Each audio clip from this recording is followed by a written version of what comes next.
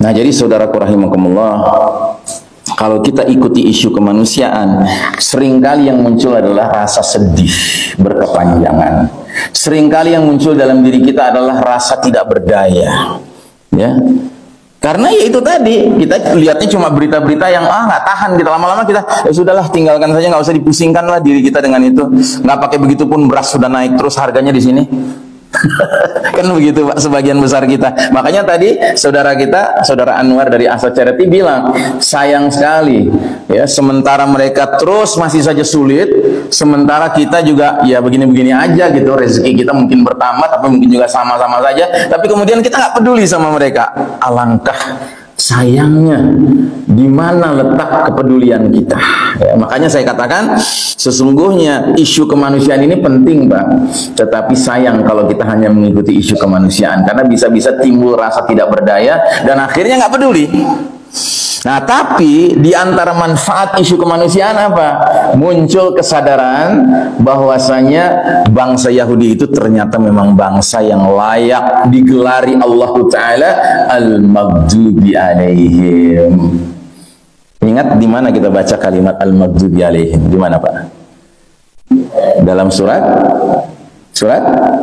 Al-Fatihah. Saat kita sedang sholat. Ingat kata Nabi, la salata illa liman lam yaqra bi Fatihatil kitab. Enggak ada salat bagi orang yang enggak baca surat Al-Fatihah. Wajib kita baca surat Al-Fatihah dalam salat kita, baik salat wajib maupun salat sunnah.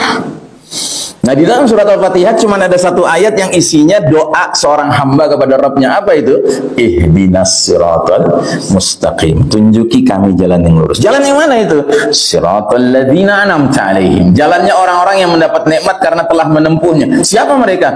An-nabi, para nabi-nabi. As-siddiqin, orang-orang yang jujur ucapan, jujur perilaku. Asy-syuhada, orang-orang yang rela mati di jalan Allah Ta'ala seperti warga Gaza. Ini asy-syuhada, ya, mati di jalan jihad fisabilillah. Yang keempat, as-salihin, orang-orang saleh.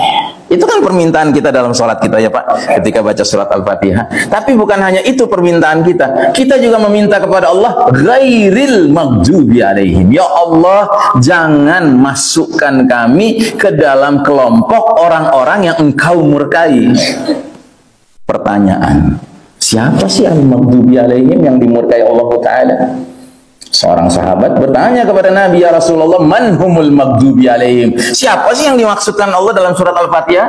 Orang-orang yang dimurkai Allah. Kata Nabi, humul Yahud. Mereka adalah bangsa Yahudi. Jadi bangsa Yahudi ini dengan tingkah mereka sekarang ini di Gaza menyebabkan mata dunia terbuka. Oh, ternyata Israel yang jahat. Israel selama ini yang zalim, bukan Israel yang pantas membela diri. Ini bukan bela diri namanya, ini namanya genosida, pembantaian. Ya Pak? Nah, jadi betul isu kemanusiaan ada manfaatnya. Setidak-tidaknya sekarang masyarakat dunia, termasuk masyarakat barat yang selama ini bela Israel terus, sekarang mulai beralih bela Palestina. Bahkan ada manfaat lain lagi yang keempat, isu kemanusiaan ini apa manfaatnya? Muncul kekaguman masyarakat dunia terhadap ya masyarakat Gaza. Ya, terutama di barat, Pak. Di barat itu sekarang bermunculan mereka-mereka yang saking herannya dengan kelakuan warga Gaza, rumah sudah dihancurkan, keluarga sudah pada tewas semua, ya, kelaparan, kehausan, tetap saja mereka mengatakan hasbunallah wa ni'mal wakil. Cukup Allah sebagai pelindung kami, penolong kami.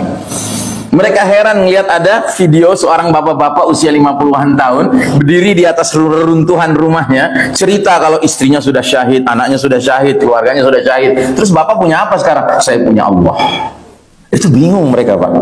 Kok bisa begitu ya? Sampai ada seorang perempuan Amerika sampai mengatakan, kalau itu yang dimaksud dengan keimanan, saya mau punya iman seperti itu. Masya Allah. Makanya sekarang di barat, Pak, sejak Badai Al-Aqsa ini berlomba-lomba mereka mencari Al-Quran untuk belajar Al-Quran. Dan memang masyarakat Gaza juga terkenal dengan Al-Quran itu akrab sekali, Pak. Di Gaza itu setiap tahun musim panas itu ada yang namanya perayaan ya kelulusan ya mereka-mereka yang ikut daurah Al-Quran selama 1 bulan dan mereka lulus langsung hafal 30 juz Pak. Ikut pesantren kilat 1 bulan itu hafal 30 juz. Bayangkan Pak. Itu karena siapa? Karena ulama-ulama mereka bisa merumuskan satu metode melakukan pesantren kilat 1 bulan, pesertanya itu bisa hafal 30 juz dalam 1 bulan. Berarti sehari satu juz Pak. Dan saking hebatnya daurah Quran ini, pesantren kilat Quran model begini, beberapa pondok-pondok tahfiz dari Indonesia ngundang ustadz-ustadz dari Gaza, tolong bikin daurah seperti itu di Indonesia. Karena kami juga ingin orang-orang Indonesia ikut daurah 1 bulan, hafal 30 juz. Diadakan Pak. Tapi bahan bakunya beda. Sudah 1 bulan berjalan belum ada yang hafal 30 juz. Ya memang beda kualitas kita sama mereka Pak. Ya. 2 bulan baru ada yang lulus. Jadi hafal Quran 30 juz. Alhamdulillah ala kulli halin. Nah, jadi saudaraku rahimakumullah, ada pemimpin organisasi-organisasi Islam di Eropa, ya, dia sampai mengatakan, selama ini orang Eropa masuk Islam 1 harinya rata-rata 40 orang. Alhamdulillah. Tapi semenjak Tufanul Aqsa ini, apa yang terjadi di Gaza sekarang ini, jumlah orang Eropa masuk Islam per harinya Pak 800 orang. Berapa kali lipat? 20 kali lipat. Allahu Akbar walillahil hamd. Jadi tolong Pak, sadari Pak, bahwa pedulinya kita dengan apa yang terjadi di Palestina, di Gaza, itu bukan hanya untuk diri kita Pak, tidak. Tapi kalau kita bantu mereka, ya, itu sama saja kita ingin mengatakan kepada Allah, ya Allah, saya belum bisa menjadi seperti mereka, setidaknya dengan aku membantu, ya Allah, jadikan mereka lebih bercahaya lagi di tengah-tengah zaman yang penuh kegelapan ini. Kan kita memerlukan Pak manusia-manusia seperti ini Pak. Kita belum bisa jadi manusia seperti itu. Belum tentu kalau kita hidup dalam suasana tiba-tiba rumah kita dibom sama Cina misalnya, ya, terus kita bisa tetap bersabar. Belum tentu Pak. Belum tentu kita punya anak yang kehilangan diri kita, istri kita, emaknya dia, ya kan? Terus anak itu ketika diwawancarai dia ditanya, kamu takut dengan Cina? Aduh, takut. Nah, gitu mungkin ya. Tapi kalau di sana Pak, anak-anak Gaza itu ditanya, kamu takut dengan bom-bom Israel? Enggak takut. Saya cuma takut sama Allah. La ilaha illallah. Itu kalimat-kalimat biasa Pak di mereka Pak. Jadi pantas kalau Allah memilih mereka harus menjadi musuhnya Yahudi. Pantas itu. Karena memang untuk menghadapi kelas Yahudi harus kelas yang seperti itu imannya. Nah, itu isu kemanusiaan. Sedangkan isu perang, apa manfaatnya? Manfaat pertama, dengan kita mengikuti isu perang, kita sadar rupanya di pihak mujahidin fisabilillah yang ada cuman kamus kemenangan, kemenangan, kemenangan. Ya. Anda tahu ada tentara Israel, dia masuk bersama sejumlah tentara Israel lainnya ke wilayah Gaza.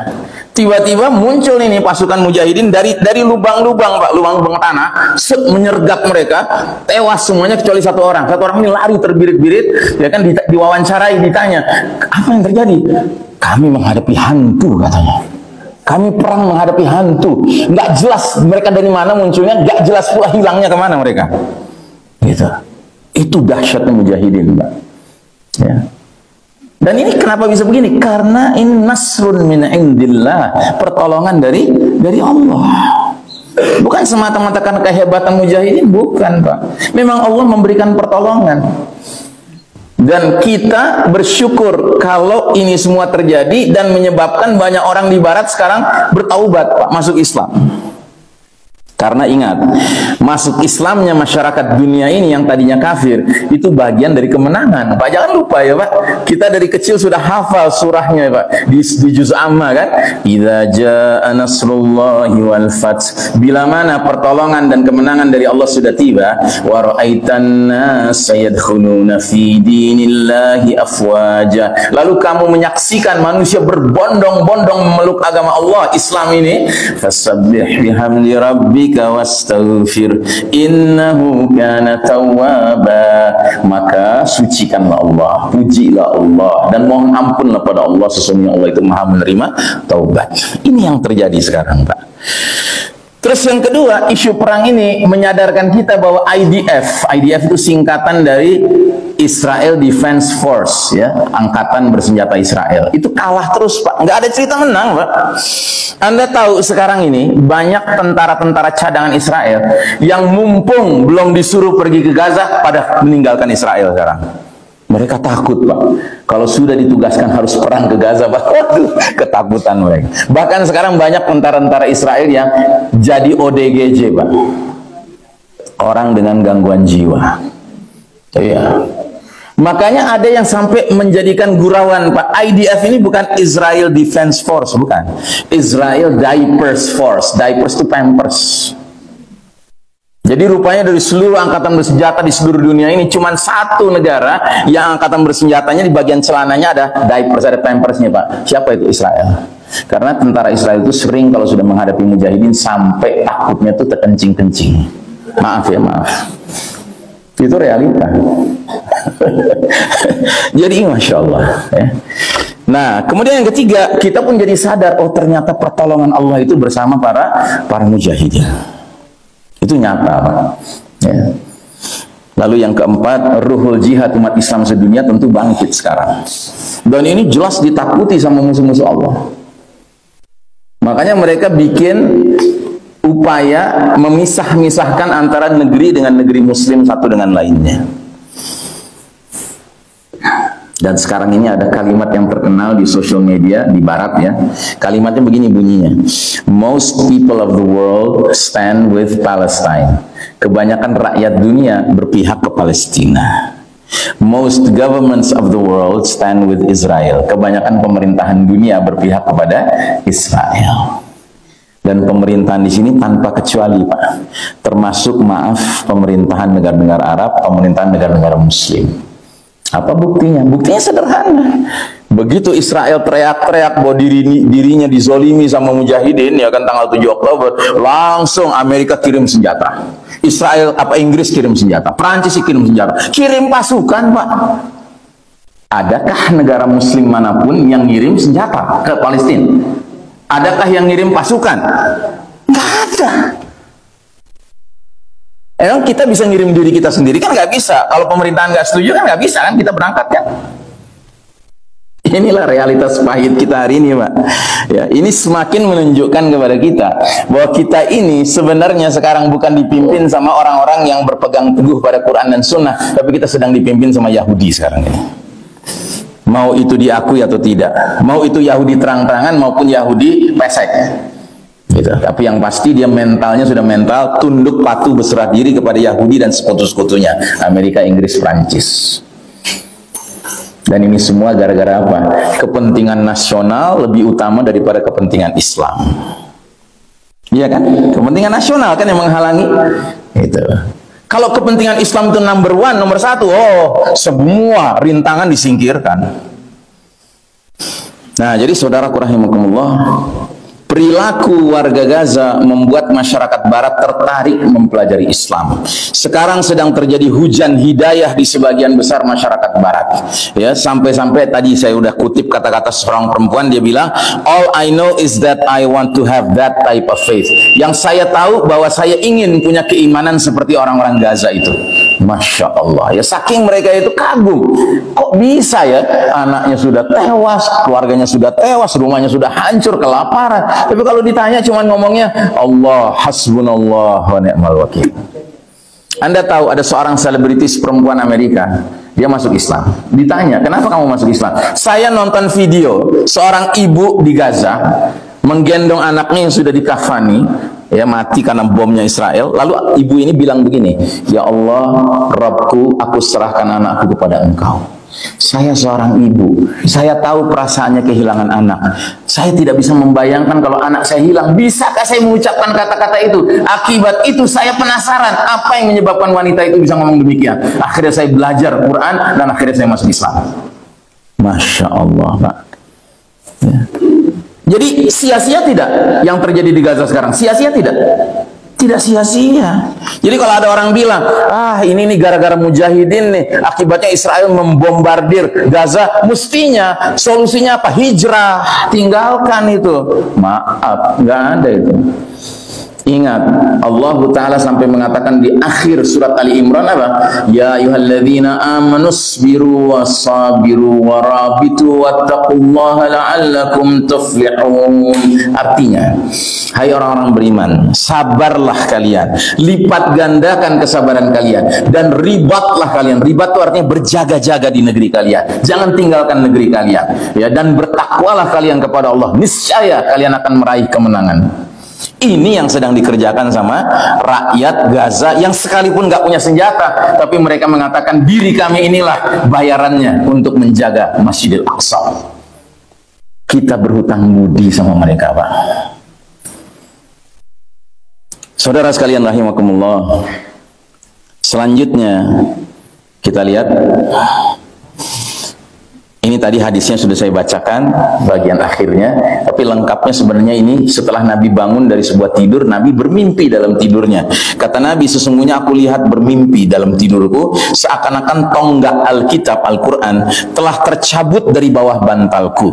Maka aku mengikuti kepergiannya kemana dengan pandangan mataku. Tiba-tiba muncul seberkas cahaya sinar yang menerangi terang benderang mengarah ke wilayah Syam.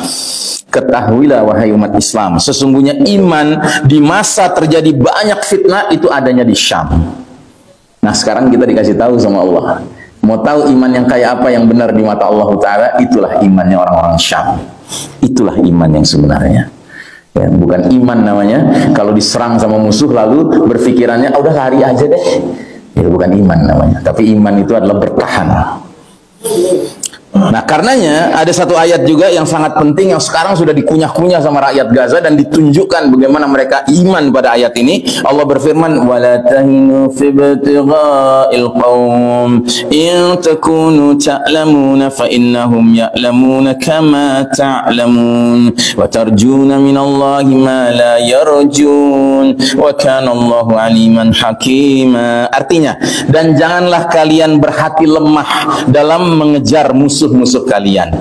Jika kalian menderita kesakitan, ketahuilah mereka pun menderita kesakitan pula sebagaimana kalian rasakan. Sedangkan kalian masih dapat berharap kepada Allah apa yang tidak mereka harapkan. Nah, itulah bedanya kita orang beriman dengan orang kafir, Pak. Ya. Jadi ketika Israel ditembaki sama roket-roket Hamas, ya, Mujahidin Al-Qassam, ya, itu kemudian mereka rame-rame lari ke airport mau kabur meninggalkan Israel. Tapi orang-orang beriman sudah dibombardir rumahnya, sudah pada syahid orang tuanya, anaknya, istrinya, suaminya, ya kan? Mereka bertahan di situ. Berarti siapa yang benar-benar ingin menunjukkan dirinya pemilik wilayah itu? Siapa? Ya kan? Yang rela sampai nyawa hilang pun rela dia untuk menjaga apa yang menjadi hak dia. Tapi kalau seseorang ngaku-ngaku bilang ini wilayah kami, Israel nih, begitu cuman dilemparin roket-roket bikinan Gaza yang juga sifatnya kayak mercon aja gitu kan, kabur meninggalkan, berarti memang dia bukan pemilik sebenarnya. Kalau pemilik sebenarnya sampai darah melayang, nyawa melayang pun dipertahankan, ya nggak Pak? Ya kan? Nah, berarti mereka bohong, ngaku-ngaku Palestina wilayah mereka, itu bohong. Sementara rakyat Palestina itu mereka jujur. Mereka mengatakan ini wilayah kami, benar mereka perjuangkan. Makanya sekarang di Gaza, orang kalau mau tidur malam, Pak, nggak cukup baca doa tidur, tapi baca 2 kalimat syahadat. Siap-siap kali nggak bangun lagi. Gitu. Dan semua media Arab, media massa Arab, itu kalau nyebut jumlah korban di Gaza, itu nggak pernah nyebutnya 33.000 tewas, nggak pernah. 33.000 syuhada. Karena apa? Sekaligus doa. Mudah-mudahan semua yang wafat di sana bukan wafat, tetapi mereka syahid. Sebagaimana firman Allah, "Wala taqulu liman yuqtalu fi sabilillahi amwatun bal ahya'un 'inda rabbihim yurzaqun." Jangan kalian katakan orang-orang yang mati gugur di jalan Allah itu adalah mati. Sesungguhnya mereka hidup di sisi Rabb-nya terus-menerus mendapat rezeki. Masya Allah. Makanya banyak kisah-kisah menarik sekarang terjadi di Gaza, Pak. Kayak kisah-kisah para sahabat dulu ikut berjihad fisabilillah. Saya kasih 2 contoh. Contoh pertama, ada seorang ibu-ibu di Gaza dalam rumahnya. Dia lagi di dalam rumahnya, tiba-tiba dengar pesawat-pesawat tempur, ya, Israel terbang di langit Gaza, menjatuhkan bom ke sana kemari, bam-bam. Tiba-tiba dia ingat anaknya laki-laki 5 tahun itu lagi main di luar rumah. Langsung dia ke depan rumah, dia ke pintunya, lalu dia teriak, dia panggil anaknya. Anaknya yang kecil ini 5 tahun lari ke mamahnya. Belum sampai rumah ada bom jatuh dekat anaknya, syahid anaknya. Sedihlah si ibu ini. Maka malamnya dia berdoa minta sama Allah keridhaan untuk menerima apa yang terjadi. Dikasih rezeki sama Allah. Mimpi dia ketemu anaknya. Dia tanya, "Nak, apa yang terjadi padamu, Nak?" "Mama, aku juga bingung apa yang terjadi pada aku. Aku ingat pesawat-pesawat Israel lagi menjatuhkan bom ya, terbang di atas kepalaku. Aku lari ke mama, ke rumah. Tiba-tiba aku lagi lari di surga," katanya. Jadi tadinya lari menuju rumah, atau lagi lari di surga. Kata emaknya, "Apa yang kamu rasakan?" "Aku nggak merasakan apa-apa, Mama, kecuali kayak dicubit," katanya. Masya Allah, persis kayak hadis Nabi. Nabi bilang apa? Orang yang mati syahid di medan jihad fisabilillah, rasa sakitnya kayak digigit semut, kata Nabi. Nah, ini cerita-cerita seperti ini sekarang muncul lagi, Pak. Cerita-cerita yang kita hanya tahunya dari kisah-kisah 1500 tahun yang lalu yang terjadi di zaman para sahabat. Apa namanya kalau bukan keterlibatan Allah di sini? Apa namanya kalau bukan nasrun min indillah yang terjadi di sini? Pertolongan dari Allah Ta'ala. Contoh cerita yang kedua, ada seorang dokter. Dokter ini dapat pasien pemuda yang luka parah, ya. Dan ini rumah sakit sudah hancur. Alat-alat kesehatan sudah terbatas, obat-obatan apalagi, ya. Maka si dokter ini berusaha lah semaksimal mungkin menangani pemuda ini, tapi nggak bisa, sudah mentok. Akhirnya nggak ada lagi yang bisa dia kerjakan. Akhirnya dia pikir, sudahlah, aku iringilah pemuda ini yang kelihatannya sudah akan meninggal dengan talqin. Ditalqinkan, dibacakan 2 kalimat syahadat di telinga si pemuda ini. Nggak ada respon, nggak ada jawaban. Nah, ketika si dokter sudah setengah menyerah, tiba-tiba pemuda ini mengucapkan 2 kalimat syahadat jelas sekali. Dan selesai dia ucapkan itu, syahid. Si dokter nangis. Nangis gembira tentunya, bukan nangis sedih, ya kan? Ibu si pemuda lihat si dokter nangis, heran, nanya, "Dok, ada apa, Dok?" Diceritakan apa yang terjadi. Kata ibunya, "Dok, anak saya tuli, Dok." Masya Allah. Berarti apa yang terjadi? Yang terjadi adalah rupanya, ya, hadis ini terjadi. Al-arwahu junudun. Roh-roh manusia diciptakan laksana prajurit berbaris. Fama ta'arafa minha talaf. Mana-mana roh yang saling sesuai, saling kenal, saling cocok frekuensinya, gelombangnya, itu dipertemukan sama Allah. Mana-mana roh yang saling mengingkari, beda frekuensi, beda gelombang, akan dipisahkan sama Allah Ta'ala. Nah, rupanya si dokter ini ketika membacakan syahadatnya yang di telinga si pemuda, bukan lisannya saja yang membacakan, rohnya ikut terlibat. Dan si pemuda ini sekalipun telinganya nggak mendengar, tapi rohnya nyambung dengan roh si dokter itu. Maka terjadilah apa yang diharapkan oleh dua-duanya, yaitu hadis Nabi yang berbunyi, "Man mata wa akhiru kalamuhu la ilaha illallah dakhalal jannah." Barang siapa yang menemui kematian dan akhir ucapannya adalah la ilaha illallah, pasti surga. Ya, Pak. Nah, tolong mari kita jadikan diri kita ini ruh-ruh kita bersama mereka, Pak. Mudah-mudahan kalau kita terus-menerus menghidupkan ruh kita bersama mereka lewat bantuan-bantuan kita, lewat doa-doa kita, mudah-mudahan Allah jadikan kita layak ruh kita bersama mereka, baik di dunia apalagi di akhirat nanti, insyaallah ta'ala. Dan kita boleh bersangka baik bahwa perang Tufanul Aqsa ini akan menjadi entry point, pintu masuk peralihan periode. Jadi Bapak dan Ibu perlu ketahui bahwa Nabi 15 abad yang lalu sudah menyampaikan sebuah hadis periodisasi, hadis ringkasan sejarah umat Islam. Dan ternyata hadis ini menerangkan bahwa ada 5 periode yang akan dilalui umat Islam, dan kita sekarang sudah di periode keempat, Pak. Dan gak enaknya periode keempat namanya periode yang paling jelek di telinga kita. Apa namanya periodenya? Periode mulkan jabriyah. Periode di mana yang jadi pemimpin-pemimpin adalah penguasa-penguasa yang memaksakan kehendak mereka, mengabaikan kehendak Allah dan Rasulnya. Ya bagaimana tidak, Yahudi mimpin dunia. Tapi Ustaz, kan di negeri kita Muslim pemimpinnya. Ya kalau Muslimnya Muslim benar oke, tapi kalau Muslimnya ikut Yahudi, mau jadi apa kita? Ya jadi seperti sekarang.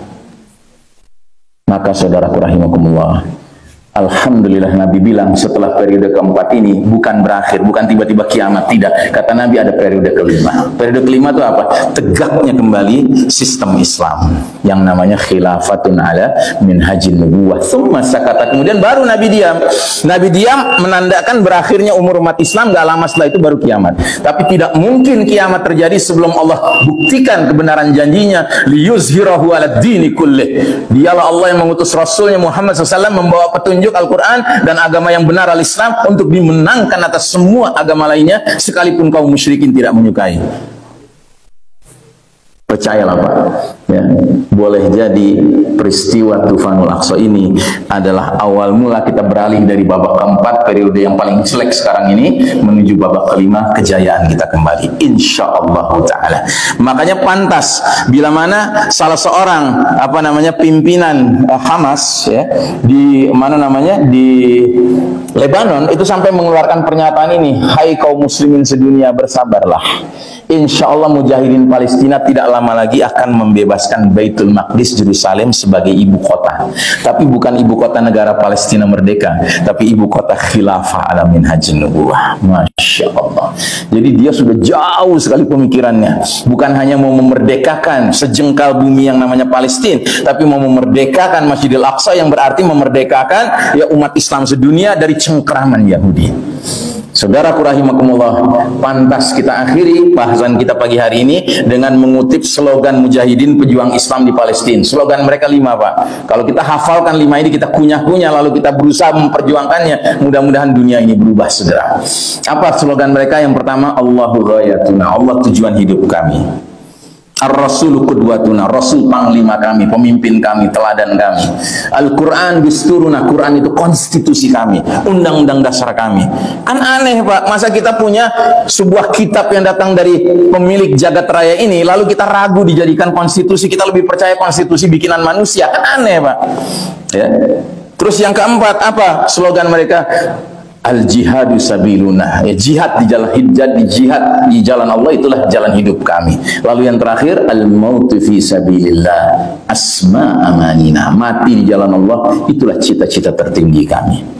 Saudaraku rahimakumullah, mudah-mudahan pagi hari ini saya menyampaikan sesuatu yang bermanfaat dunia akhirat untuk kita bersama. Dan yang tidak kalah pentingnya, saya ingatkan lagi, tolong masukkan saudara-saudara kita ini yang sedang menghadapi kesulitan di sana dan sedang berjuang fisabilillah di sana, ya, dalam doa-doa kita. Jangan biarkan satu hari pun berlalu tanpa kita mendoakan mereka. Sebab pertama, kata Nabi, ad-doa silahul mu'min, doa itu senjatanya orang beriman. Yang kedua, kata Nabi, seorang muslim mendoakan saudara muslimnya tanpa sepengetahuan yang didoakan, maka di samping yang berdoa ini ada malaikat yang berkata amin walaka bimithlihi, yang artinya semoga Allah kabulkan doamu itu dan semoga engkau dapatkan apa yang kamu juga doakan untuk saudaramu.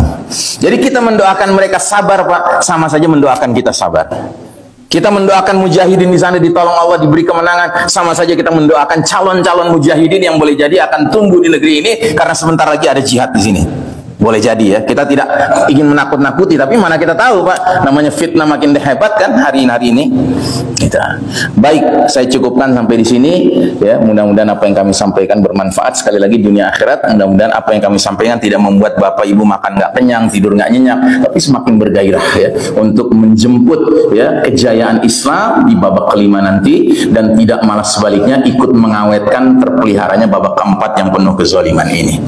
Demikian, wassallallahu ala nabiyyina Muhammadin wa ala alihi wa ashabihi ajmain, walhamdulillahi rabbil alamin, wassalamualaikum warahmatullahi wabarakatuh.